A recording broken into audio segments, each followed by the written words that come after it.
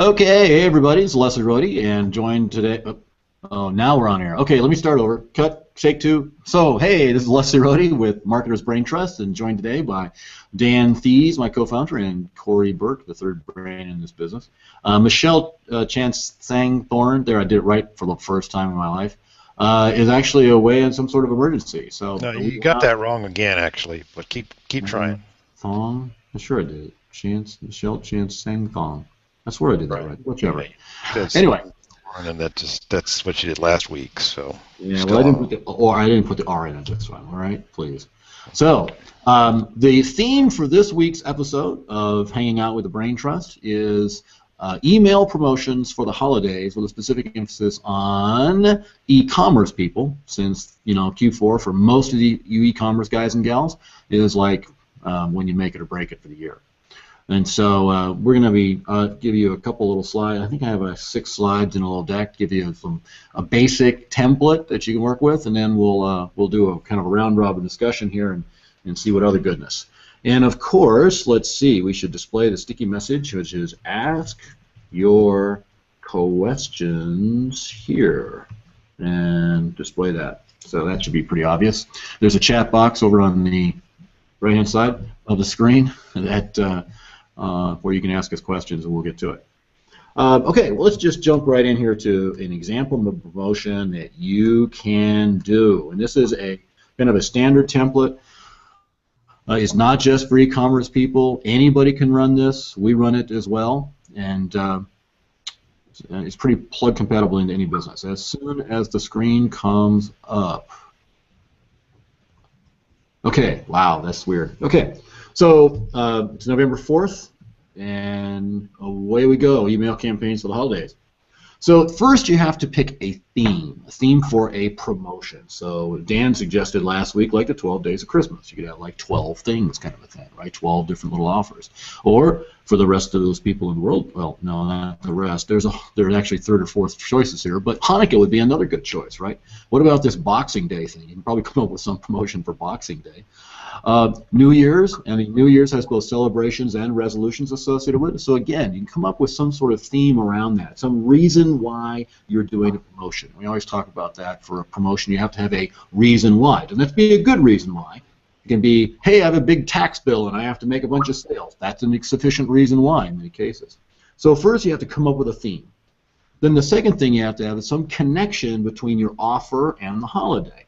Now, Christmas and Thanksgiving and New Year's, that's really easy. So it can be like the emotion of giving, celebration for the year, thanks for one thing or another, thanks for people or for successes, or just lasting another year for those of us, beyond our 20s. You're having to do with your faith, religion, whatever it is, family, connecting with old friends, maybe something to do with ancestry. So, the way they, back in the old country, the way they celebrated Christmas. And we've have several of our SEO clients have ethnic sort of focused products, and that would be a good way to do it. Or nostalgia, again.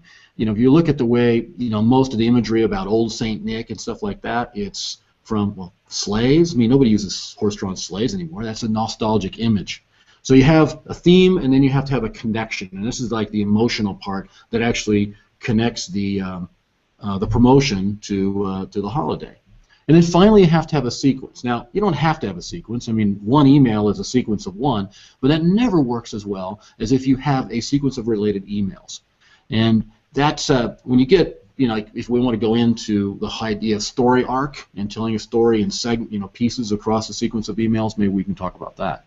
So the way to do a segment, or to do a sequence, the easiest way to do it is to take your entire list, find a segment of that list that's going to be interested in a particular promotion, make your offer only to that segment, and then rinse and repeat. And I'll tell you why it's rinse and repeat, and then I'll show you what I mean by stacked segmentation.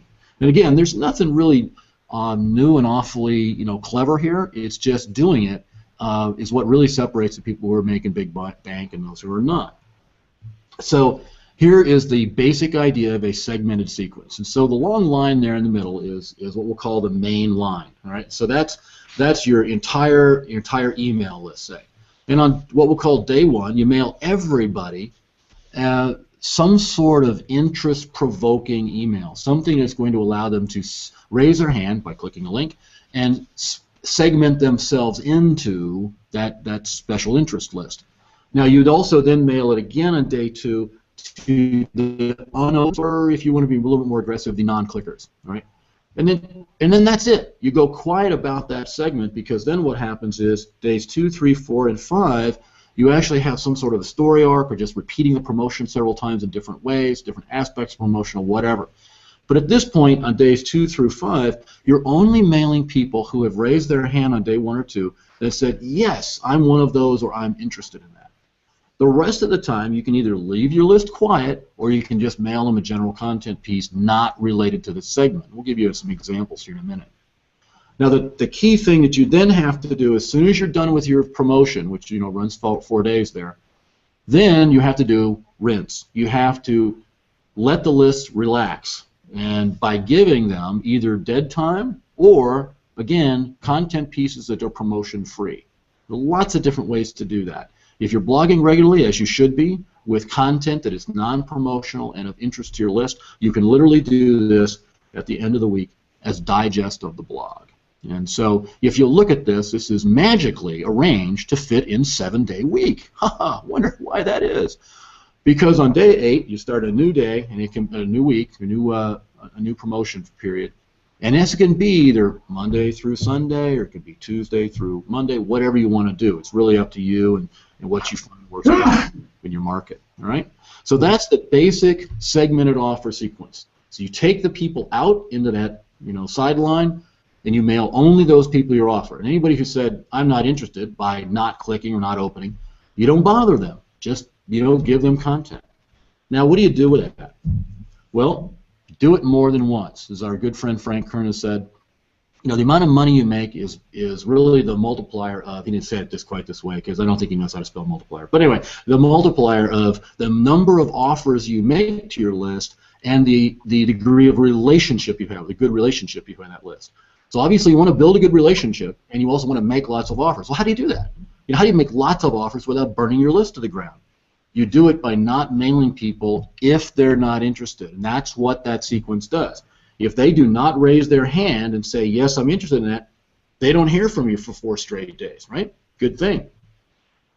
But that means you can do another one. So you do like 5 days of offer, then you do a couple of days of letting them relax or giving them content.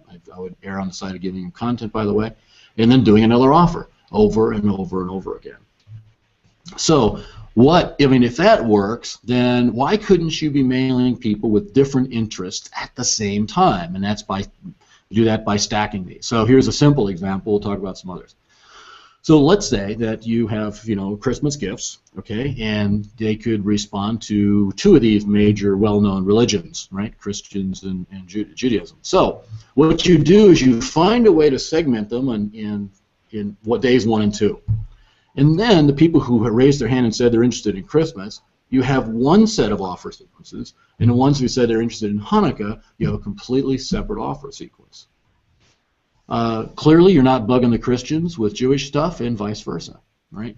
So if you've got both of those groups in the holidays, because you have both sets of gifts, like religion RS, okay, and you've got both sets of gifts, great, mail them both, but segment them so you're not bothering the other people with stuff they're not interested in. Make sense?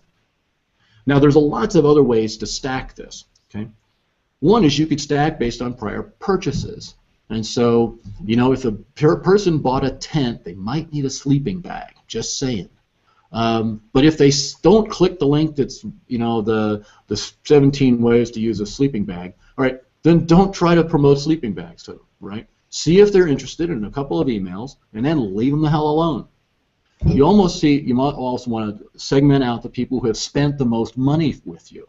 And so this could be a, like frequent flyer, a gold card, or where these are the people respond best to your promotions, and then do something special for them, saying, hey, you're one of our best customers, and as a year-end special just for you, because you're in our top 5% of big spenders or whatever, then you get this special deal. If they don't click it in 2 emails, leave them the hell alone. They've already told you they're not interested, or they're not reading your email. Now, this last one I threw in here for those of you who are not e-commerce, this would really, we could use something like this. All right. Well, if we know we got that person because of a promotion with Don Crowther or Jeff Johnson or Frank Kern, right? We know something about that individual. We know they already have an affinity. That lead has an affinity for the JV that gave us the lead. So that's something where we could absolutely do some sort of joint promotion. But that's not something for e-commerce. Just want to make sure that everybody realizes this is not just for e-com. Anybody can do this. You can do this for offline businesses, for service businesses, anything like that. So, but the trick is do it. Don't overthink it, but do at least think enough to come up with a theme, think with a connection, and then come up with a sequence of emails that makes sense for the people, and only for the people who have raised their hand and said, yes, I'm interested in that. That's how you actually do lots of promotions without burning your list to the ground. So with that said, why don't we come back to live here, and we'll enter into discussion as soon as I can actually get it to come back to, my goodness gracious. Thank you. There we are. It's the Murgatroyd. Oh, you know what? Did I ever do screen sharing? No. Oh, for God's sake. Why don't you guys yell at me that I'm completely screwed up the Hangout? Thank you very much. You could have told me, You're on a roll. Yeah, Corey. I blame you. Well, it loses a little bit without the slides, don't you think? Unbelievable. Okay, I didn't hit the screen share button. Okay, yeah, this thing is actually not as easy as it looks, as it turns out. Sorry about that, boys and girls. So I guess we'll have to post the PDF along with the video. What do you think? Sounds good. Wow, you guys are a big help, I got to tell you. Seriously? Really? You didn't say, dude, we can't see your screen. Really? I don't want to Skype you in the middle, and you were, you weren't even pausing to breathe. You must be doing that circular breathing thing. Circular breathing. I don't even know what that means. He does. Okay. Oh my heavens. Oh goodness gracious. Okay. Live TV. So many pits to step in. Thanks, Kenny, for noticing. Appreciate that. Okay. All right. So with only the soundtrack to go on, yeah. I could diagram it on the board, but I don't have a long enough earpiece. But so what else we got, Dan? So you've done a little bit of this e-commerce stuff back in the day. So what was your well, one of the things that I don't know why I've had such a hard time talking people into even trying it, that's worked every time we've been able to talk somebody into trying it, is how there's there's the Black Friday thing and everybody's supposed to go crash into each other's cars at the mall for a day, and then Cyber Monday is when you're allowed to go, I guess, you're supposed to pretend the internet's disconnected. Mailing in the days prior, start on Monday, sending pictures of traffic jams and people in LA with having live shootouts on the freeway and in the mall parking lot. Because that, right, Corey? I mean, you got to go to the mall packing, right? Out there. That's the reason they don't allow Capacity magazine there. But start reminding people of how much fun it's not going to be to go try and be part of a doorbuster. Maybe a few news stories about people murdering each other at the Walmart over a LED television or something like that. I mean, that happens every year, so you can certainly grab those headlines. But one of the things about branding and marketing is if you can make the customer part of the story and you can make them the hero of the story, you should be able to do pretty well. And especially, I would imagine that if you can reach men somehow and let them know that they could just do the whole frickin' thing from their couch with a beer and a pizza instead of going to the actual mall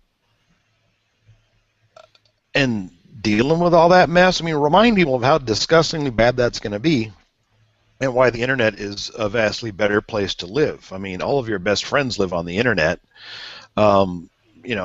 So why wouldn't you go shopping with your best friends on the internet instead of, with all of these clowns that are walking around shooting at each other? And that's a promotion that every time I've seen somebody run it, Black Friday was a pretty good selling day in their store. And it doesn't hurt Cyber Monday necessarily to warm people up the week before, but don't just sit idly by and let meat space retailers claim that they own that day, because they don't. And really, I mean, they're causing death by putting all that stuff on sale on Black Friday. I mean, it should be called Black Friday. I mean, there should be a law against it. Don't you think, Leslie, we should have more laws regulating commerce and not less? Oh, God, here we go. You're just baiting me, Dan. So, but, if you can't change the laws, you could at least fight a revolution against in-person shopping and in favor of online shopping through your rebel detachment of email. Yeah, and that's a good point. I mean, it's almost your civic duty to do email promotions for our online store prior to Black Friday in order to save the little people. You're saving lives. You're saving lives, right? It's unpatriotic. It's unpatriotic. I can't even say it. It's patriotic. There, take the on off. Right. You're probably a commie if you don't start sending mail on that Monday, telling people don't go to the mall, don't sit in traffic, don't get shot at by Corey over the last 17-inch plasma TV in the store. Okay, because they only got like 2. Okay, I mean, they only legally have to have 1 to claim that it's on sale, and they'll do that too. So, doorbuster is just meant to get the door busted, but the problem is you could end up under that door. There we go. And there's a good mail sequence. There's your subject line right there. Yes, right. Yeah. Or you can shop here Black Friday without sleeping out the night before. Right, something like that. So yeah, so that's one. So it's about specific days within that period, and so obviously the Black Friday, Cyber Monday are clearly big. Then there's, and I think Amazon does this. Maybe they don't. I mean, I know that on their front page they do. It's like the last day you can get it before Christmas. Because that's, speaking of guys on couches with beer and pizza, that's when most of us shop. Is, oh my God, it's one more day before I can get it in time. Yeah, even if we don't drink beer, we do that. So Absolutely. You can't blame it on the alcohol. Not really, not so much. No. I'm pretty sure it's genetic. Yeah. So a couple other things I wanted to mention that because obviously I've been somewhere around neck deep in AdWords the last few weeks. Trying to get everybody's shopping campaigns up and running in time for the holidays, and so one of the things that you got to understand is that the holidays are going to, if your business is susceptible to the holidays at all, things are going to sort of work different during this period of time, especially after Thanksgiving, but a lot of time, really, I mean, November 1st, the day after Halloween, is kind of when people start looking and thinking, and you can see in a lot of markets the number of search queries jumps way up all of a sudden, and so things don't work the same now as they do sort of during the rest of the year, and it can pay to go back and look at things in analytics and look at things in AdWords if you're running ad campaigns of what happened last year. One of the things that people ask us all the time about remarketing campaigns. So if you're going to run a remarketing campaign, you're going to run display ads and text ads through Google and other channels at people that hit that add to cart button. Well, how long should I run that for? The default that like Google will drop you into is the 30-day one, which is basically anywhere from 3 to 14 days of actually making money, and then another half a month of wasting money most of the time. But it's actually not that hard to tell where you should be at by looking in Google Analytics. If you go look in your e-commerce reports in under conversion there, you can look at and see the time to purchase. And if you look at the time to purchase for how it works in July, a lot of the time you'll see it's kind of, they all happen on day 1 and then a few on day 2, and then it's kind of if you go back and look at what things looked like last holiday season, you'll see that curve doesn't look the same. And so, but when you see kind of the time to convert longer, you're going to tend to see that be longer during the holidays, because people are going to go look at your thing and then they're going to go look at other things, and a lot of time they'll have your thing and I'm going to buy it, but I'm going to drive down to Best Buy and look at it before I go back and buy it from you and stuff like that. But the remarketing campaigns, in a lot of cases during the holidays, should be run for a little bit longer. But don't waste your money on a 30-day remarketing campaign for people adding stuff to cart. But look at what analytics tells you, and it's just don't rely on what analytics told you from August and September, because that's not how it's going to play out in the holidays necessarily. Go look at your analytics from last year and what that time to purchase was, and set your window to, if it looks like they all happen within 4 days, set it to 5 days, so that you can catch people on that remarketing stuff. And remarketing isn't going to be half your sales by any means, but 2% here, 3% there, it starts to really add up on the bottom line. Yeah, and that's interesting, Dan, because with the total volume of shopping that people do in December versus other days of the year, or other months of the year, right? That it makes sense that they're going to shop more thoroughly. They're going to do a lot more research. They're going to be a lot better at optimizing their spend, just because it represents such a total, much larger amount. And so, well, most of the year it's I know what I want, and I'm going to go find it and get it. I think I might want one of these, so I'm going to look at what they have, but the actual purchase is often sort of an impulse thing. Yeah, okay, that's a good price, I'm going to do it. In the holidays, we have this culturally instilled obligation to purchase a certain number of things for a certain number of people, and even, there's, going to be an endless stream of news articles about what's the right amount of money to spend. Like, how much of your income should you bleed out for this retail holiday? Now, as a retailer, obviously, you want to encourage that. And, of course, as a parent, you'd want to try to teach your children better than that. But other people's children, not your problem. No, really. Not your problem. Yeah, those other children are there. They're shoppers. Yeah, it's my children that need money. So, but I'm wondering if you look at the percentage of converted visits, visits with a conversion, or sessions with a conversion, I guess when they call them. So if you look at the percentage of sessions with a conversion that are repeat rather than non-repeat, right, returning versus non-returning, I wonder if December shows a much greater number or percentage of total purchases from sessions that are returning sessions. You ever looked at that? I'm going to look at that right now, because I'm the sort of chap that looks at things right now. Exactly, because that's one of the messages I've been trying to get our SEO clients to understand is that if you look at your analytics and it says 90% of my sessions with conversion on first visit, that just means that you have a very, very tiny slice of the available market. Because that's not normal behavior for anybody. I don't care what market it is or who it is, men or women, whatever, dogs even, right? They don't convert that way. Most people are going to touch your site more than once before converting. Most people. Admittedly, if you only show up in the narrowest part of the funnel for like one search term, and that's all the traffic you're getting, and you've got a really brilliant offer, and so they convert. Great, good for you. But it means what's really happening is your penetration into the market is tiny. You should have a much wider funnel that results in a lot more visitor behavior before conversion. So, and it seems like that's going to be even more prevalent during the holidays when people are doing a lot more comparison, not just within a product, when can I get it, how much is it? That's the usual kind of narrow part of the funnel sort of stuff. But out in the wider part, it's like, well, I don't know, should I get something, for Bobby that's in camping or football, right? And so they're going back and forth, not just within a single product, but within entire, product categories, if you will. So I would expect that those numbers would be higher, just in terms of percentage of converting visits that require more than one touch. So yeah, and if you look at, and I've observed this effect now in the 3 stores I just looked at. If we look at last year, so look at essentially.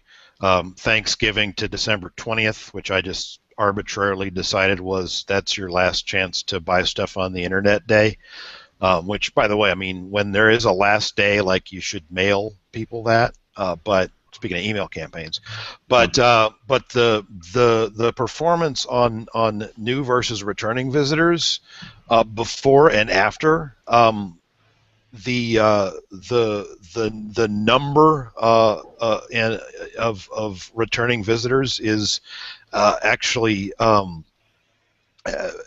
higher as a percentage in the earlier period, very slightly, but the dollars from the returning visitors is much higher as a percentage, and so not just in absolute terms, because you'd expect it to be in absolute terms, but it looks like pretty consistently 5–10% higher. And so you can see that, right, where you sort of see that behavior where people might have several things that they've got lined up that they're ready to pull the trigger on, and it's a matter of, okay, after I get somebody else to look at it with me, things like that. What's going on the other side of the screen, you don't always know, but there is a little bit of an effect there. It's probably not as large as you would have thought, Leslie, but certainly the conversion rate increase on returning visitors is much higher than it is for new visitors. And so when people are coming back during that period, a lot of it is they're ready to go. And so that might be something where if you've got something like a spring metrics or something where you can pop an offer based on a returning visitor, it might only be a little bit of a 2–3% off if you order in the next 10 minutes. That could get somebody over the wall and into your camp, so to speak. So. Yeah, and it also argues for the power of wish lists, right? I mean, any way that a person can bookmark stuff on your site so that when they come back, yes. it's there. Yeah, and requiring them to create an account for that is madness. But storing that wish list just as part of their visitor cookie would be probably a pretty good idea to do. Absolutely. As soon as you ask them for a password, you're doing it wrong. Yeah. Don't ever ask people for a password to buy stuff if you can possibly help it. But seems like that's pretty standard, but horrible. There's another piece. Well, two things to kind of reiterate. Well, three.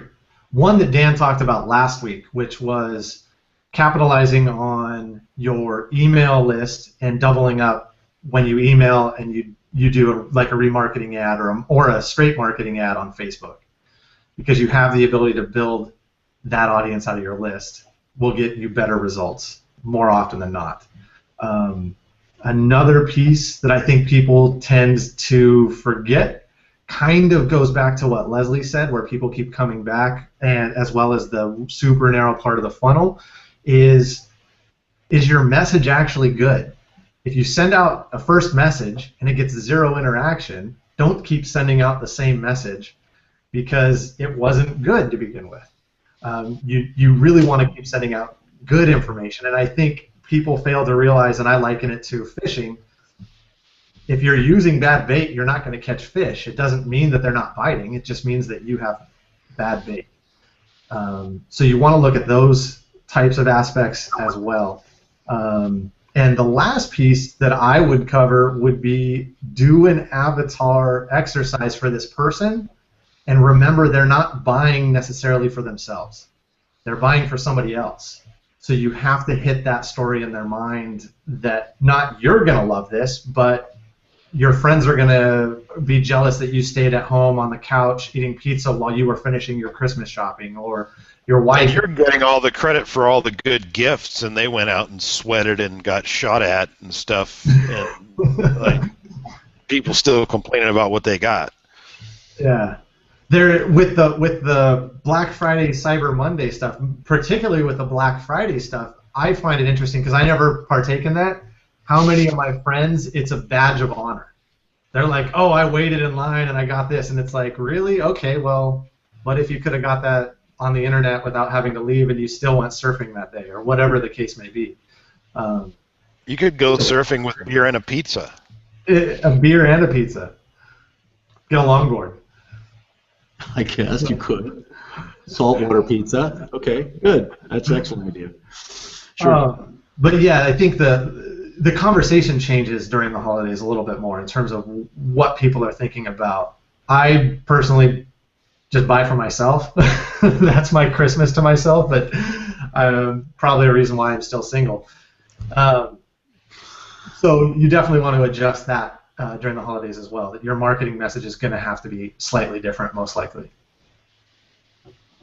Indeed, that's a good point. And obviously, if you're making multiple offers, I mean, during the holidays, you only have several iterations you can go through between now and the holidays in order to make offers. But you ought to be taking a look at those, and because next year, if you're still in business, and hopefully you are, you have an opportunity to do it all over again. And so you definitely want to keep a record of that kind of thing. Keep good statistics. You can't control what you don't measure, and take a look at that when you gear up for next year. What worked this year, and what do you need to improve? Yeah, you'll learn which kind of story arcs work better when, if you try different things. A lot of the time we have the 4-day cash machine is kind of the Frank Kern internet marketing model, but it's really, it's just another way of saying having a sale and expressing the reasons why differently on different days. So if you're trying to get people to shop online on Corey Shoots at You Friday, maybe the first day it's hey, you can relax at home and get all the cool stuff.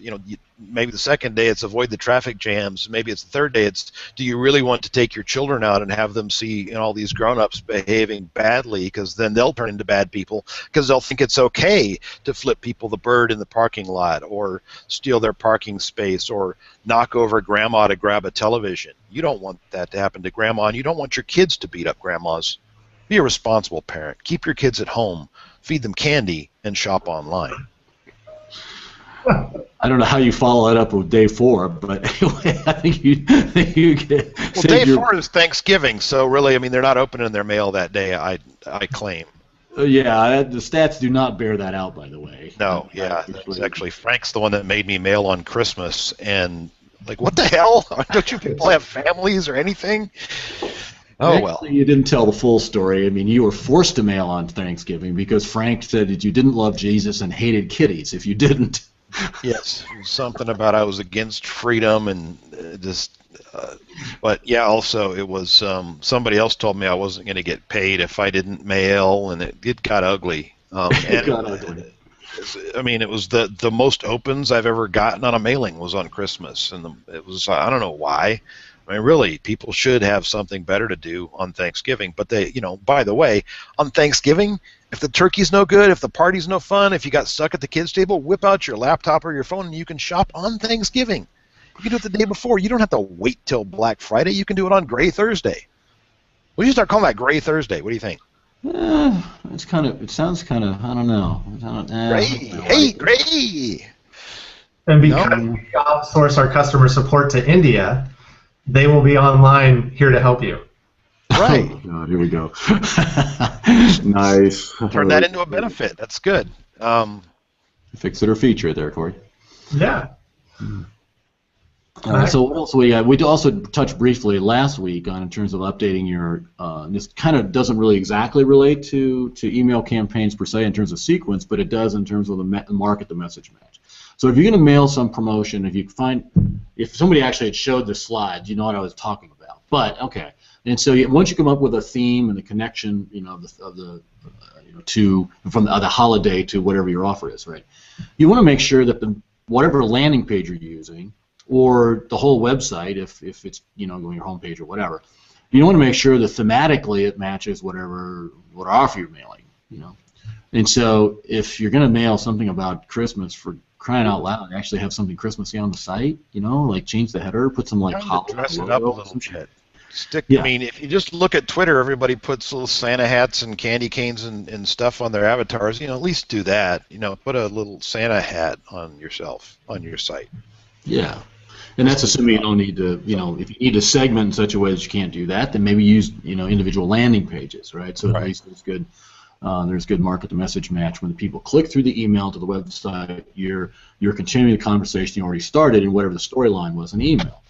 But there are a lot of things that you could do that are more of a general holiday theme that don't necessarily try to jam Christmas down people's throat or anything like that. But the other thing I want to mention that's not that where things change during the holidays for retailers is another one with AdWords, and that is in a lot of markets, you will notice that the big box like retailer guys are kind of out of your way most of the year, and you got to keep an eye on, monitor your average position, because in business to consumer retail, as your position drops on the ads down the side, your conversion rate and your average order size are going to start to go into what's that thing, that the euphemism? Oh yeah, toilet.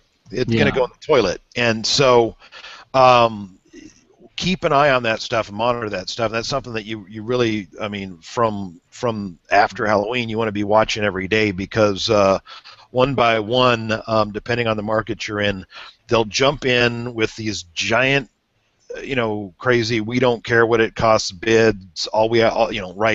Right now, the only thing that the boss way up at the top, the CEO, and all the people that report to them, their bonuses and all that, and these people get paid a lot more than the people that work there, but all their bonuses are around year-over-year growth and stuff like that, because that's what impresses Wall Street, and they are willing to do insane things with ad spend a lot of the time to do that, because they can always hide that loss in the next quarter after they've gotten their big fat bonus.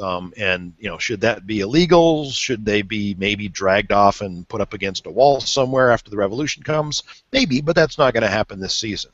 And so you do want to keep an eye on that stuff. Monitor your average positions, and to a degree, you can respond with bid increases as the season goes on, because conversion tends to rise as the season goes on. But also, if a bunch of morons jump into the top 5 or 6 spots on your search results. I was talking with somebody today that there are 8 big boxers on page 1, and the first page bid cost has gone from being about 75 cents to around $5. We're going to go ahead and sit that one out and focus on our shopping campaigns, where most of these guys aren't playing, or if they are playing, they're not really playing with any kind of intent or intelligence. Yeah, and I wonder to what extent. I mean, yeah, there's one thing, depending upon how their success is measured, they could just be buying revenue at a loss. Yes, but the other they are. They don't care, because that's right. The bosses that are making the decision to do that aren't getting paid to turn a profit. The other thing that they may be doing is making the assumption on that, for an actual brick and mortar that's also doing advertising. So somewhere like Walmart's both online and offline. They may actually have numbers that suggest that it's just like radio and TV advertising. That the more they do ads, the more they drive store traffic. Yeah, well, in the same way, for an online retailer, you've got to have a little bit of a fudge factor. You think about, even if you're tracking phone calls, you've got to, account for, 30 or 40% sometimes of your business will come in over the phone. And it actually, for a lot of people, I know it gets worse during the holidays, where they're getting more phone calls during the holidays as a percentage of transactions. And it's not because their website isn't working, it's because I don't have time to get it and it's wrong and return it. So I've got to make sure, right, I measured, and I mean, work in shoes. I work in a shoe store. We'd get stuff like, I put the kid's foot on a piece of paper and it goes about halfway across. How big is that? And she was like, well, get the damn kid in here. But online you do have to deal with that kind of stuff, and you do see that this is a time when stepping up your game, making sure that you don't have calls going unanswered, that people aren't sitting on hold for a long period of time, because just as much as they don't want to sit in traffic, we kind of adopt that stance to waiting on the phone. We get more aggressive, we get more impatient. It's just how it goes. And so, stepping up your game, getting idle relatives off the couch and answering phones and stuff like that can make a big difference. But this is a time of the year when paying closer attention to the movement in the market and the movement in the auctions can make a big difference in whether you end up getting pushed down and just wasting money to buy traffic that's bouncing because you're the 9th ad on the page. Yeah, that's an interesting point. Yeah, and so in that case where you went from 75 cents to $5, you're setting that out. But I mean, that's one of those things where, based on any particular ad targeting you're doing, any particular ad groups, you're going to have to make that decision And yeah, and you've got to watch it because you can't make those decisions based on what the conversion rate was, last week or a month ago. You've got to, and again, right, this is where having data and consistently collecting data, you can see what the curve looked like last year because it's going to look very similar this year. You're going to want to, align it up so that you're comparing Mondays to Mondays and Tuesdays to Tuesdays. But in general, that curve of as conversion rises and transaction sizes rise, you'll see what that curve looks like for your business, and so you want to take that into account. That yeah, it might be that your bids are rising on a fairly regular basis for part of the season, but also you should, that oftentimes is mirrored by higher conversion rates and higher order sizes too. Interesting. Yeah, that's something like that. Okay, cool. And so we've covered a little bit. You know what? Before we close this down, let me at least show the one slide of the offer sequence so that people actually have that. That would be fantastic. You could talk us through that, Leslie. With the actual damn visual. That'd be kind of cool, right? So let me do. It's not our fault you suck at the internet. I know, really. I mean, that's for sure. Let's see. And now I have to do this. As if I should talk, I think I've successfully shared my screen several times, but it wasn't always like the actual presentation. So people talking about my emails and. Let's see if I can make this work right. All right. Oh, there we go. And so you can actually see my screen now, right? Well, that was a beautiful drawing there, Leslie. Yeah, we'll get to that here in just a minute. Let's see. And so, all right, so play from the start. Okay, so we already covered that. And as soon as it refreshes, as soon as it's refreshing. Hey, look at that. That looks cool. Campaigns all day. Hello, come on. Move. Whoa. It's gone crazy. Plane? Wow. The plane. Is that your airplane, Leslie? Oh, yeah, maybe someday. Oh, this is nuts. Come on. I can't get it to actually stay on the right screen. Damn it. Come on. Hey, Leslie, it's not staying on the right screen. Yeah, no, really? Thanks for telling me this time, guys. Really appreciate that. There's a nice looking airplane, though. What is that? It's a Piaggio 180. It is a very nice airplane. Ah, the 180. There you go. Okay, so let's try this again. Email campaigns for the holidays, is that what you're seeing? Woohoo! Jeez, wow, this is nuts. Okay. Yeah, this is a little bit harder than it looks. All right, so we talked about theme. I'm not going to cover this again anyway, but so you need to have a theme for the the promotion, whatever you're doing. You need to find some emotional connection, some reason that they want to buy other than, oh, this is a great price. I mean, maybe that needs to be part of it, but that's not all of it. And then we talked about sequence. So let's look at the sequence right quick. And so this is the basic idea of any segmentation. This is just one way to do it, one way to map it out, but this is the idea of segmenting so you're not mailing the same offer to everybody. Because if you do that, the majority of people you're going to completely miss. And so for every, let's say only 10% of your, let's say half of your list. Let's say half of your list is actually interested in it. Well, that's great. That means the other half you're just beating them with something they're not interested in. And so call day one, whatever day one is. Let's say it's a Monday. You mail a message to your entire list with something they can click to show that they are interested. Hey, you may be yada yada, or you may like such and such, and click here if so, and we're gonna have a special deal for you. Or maybe there's maybe it's a training sequence or whatever it is, right? And then whoever clicks that, you are now put in the segment. You have now put in that segment, which is that sideline up right above the main line. You then want to do that again because, hey, not everybody reads every single email, right? Newsflash. And so you send it to the unopens on day two.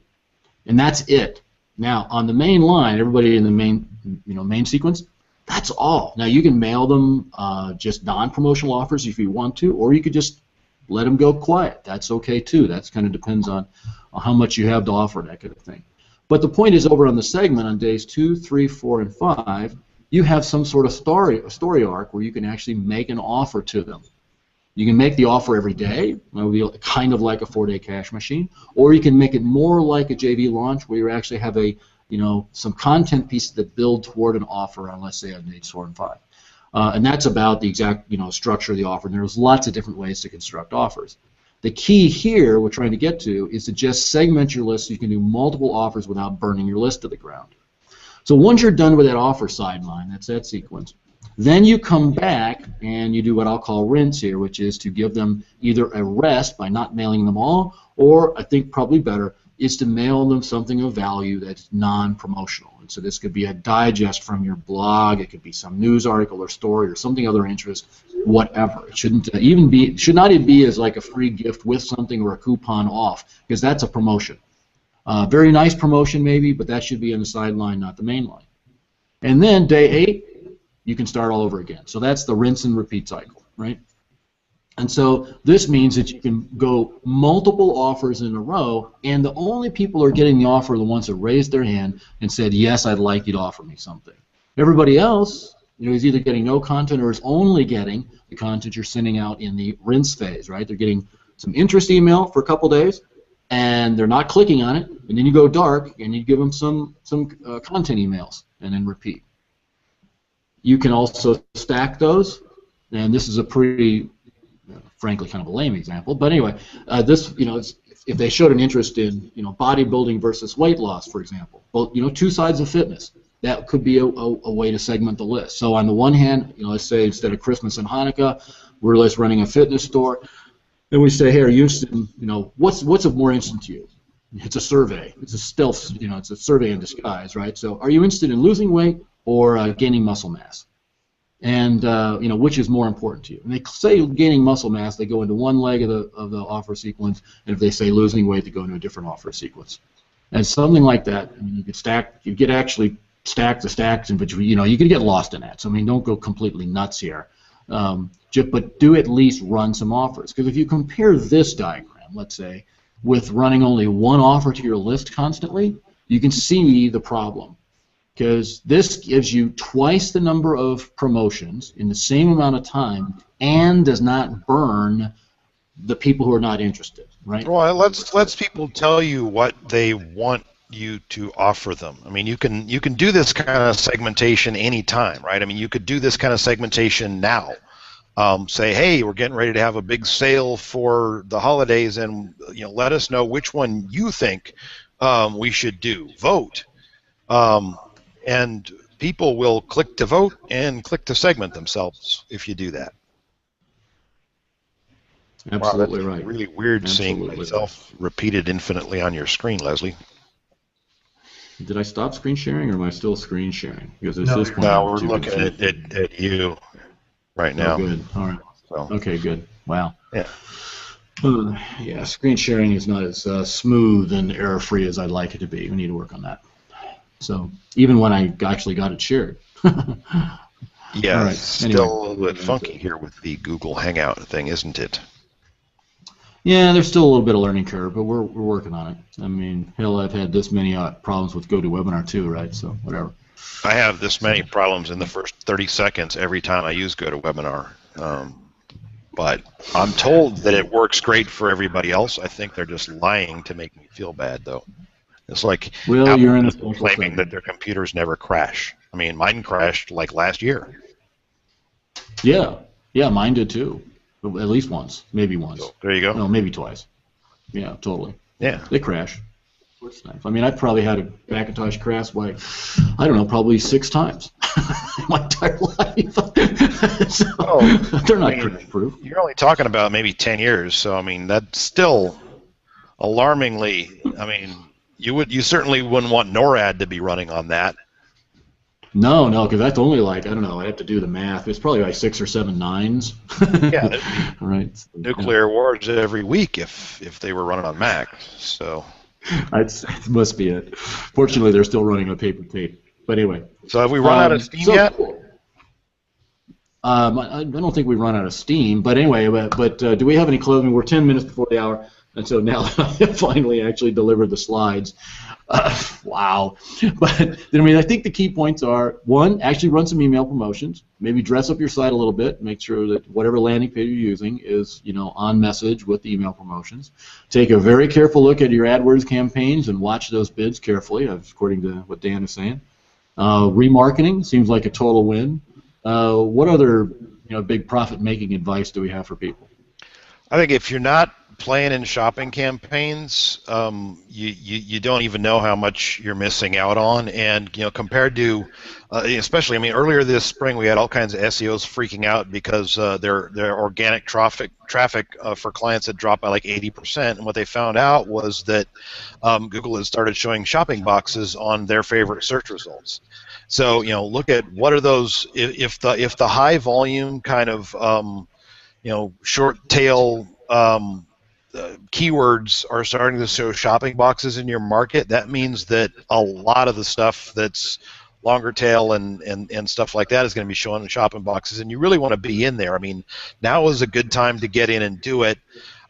Amazon's still playing in Google shopping ads, and so if you're go check your search results, and if you're seeing boxes of 4 or 8 products up at the top of the page, the organic traffic, a lot of that is pushed down below the fold, and a lot of what was even going into the search ads is getting sucked into those shopping ads. And so, look at what's showing up on there. If you think that your products and your offers would fit in there and be competitive, get in there and get it going. But the time to start working on that is now, because it'll take you a week just to get stuff set up in there if you work fast, and you don't want to get your shopping campaigns up and running the week after Cyber Monday. You want them up and running the week before.